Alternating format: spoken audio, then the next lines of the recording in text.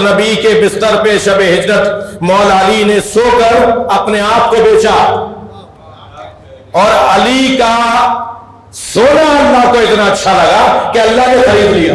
بسم اللہ الرحمن الرحیم۔ ہر شخص کی وہی قیمت ہے جسے وہ چاہتا ہے۔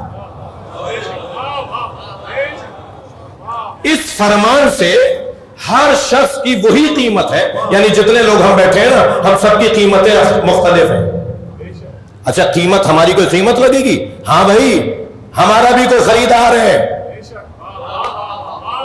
ہم بھی کسی کے خریدار ہیں، ہمارا بھی کوئی خریدار ہے۔ قرآن میں بیع اور شراء کی کوئی ایک آیت نہیں ہے، بیچنے اور خریدنے پر بہت سی آیتیں ہیں، مگر کیا بیچا جائے اور کسے بیچا جائے یہ کون طے کرے گا؟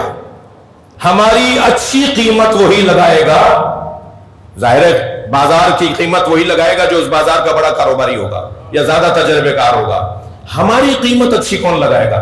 وہی اچھی قیمت ہماری لگائے گا جس نے اپنی اچھی لگوائی ہے، اور سب سے اچھی قیمت اگر کسی نے لگوائی ہے تو اسے علی کہتے ہیں۔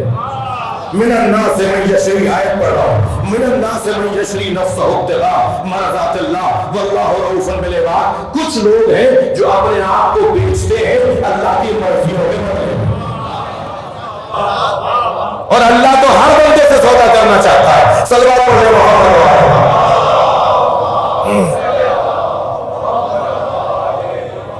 یعنی اپنے آپ کو بیچنا، یہ مولا کائنات نے نبی کے بستر پر شب ہجرت سو کر، سرکار کے بستر پر شب ہجرت، نبی کے بستر پہ شب ہجرت مولا علی نے سو کر اپنے آپ کو بیچا، اور علی کا سونا اللہ کو اتنا اچھا لگا کہ اللہ نے خرید لیا۔ اور خریدا بھی کس چیز کے بدلے میں؟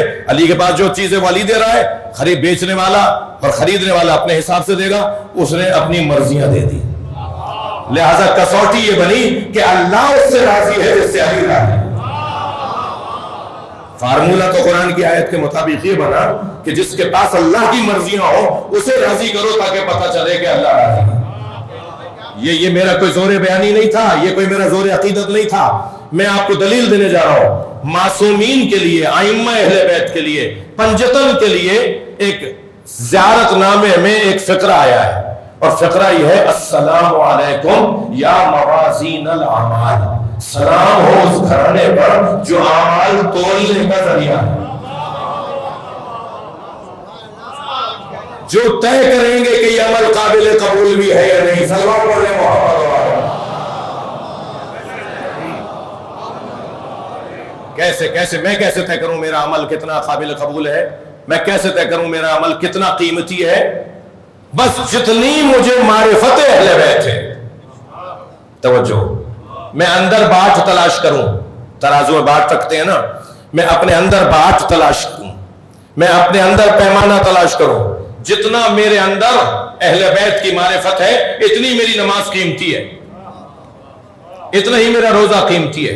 اور اگر میرے اندر اہل بیت کی معرفت میں کمزوری ہے، روزانہ میرا ایمان میرے ہاتھ سے نکلتا ہے، روزانہ میرا ایمان میرے ہاتھ سے پھسل جاتا ہے، اور میں روزانہ ان کے بارے میں الٹا سیدھا سوچتا ہوں یا ان کے بارے میں میرے اچھے خیالات نہیں ہیں، تو بس پھر مجھے اپنی نمازوں اور روزوں کی خیر منانی چاہیے، اس لیے کہ جب معرفت اہل بیت ہی نہ ہو تو پھر عبادتوں کا کوئی فائدہ نہیں۔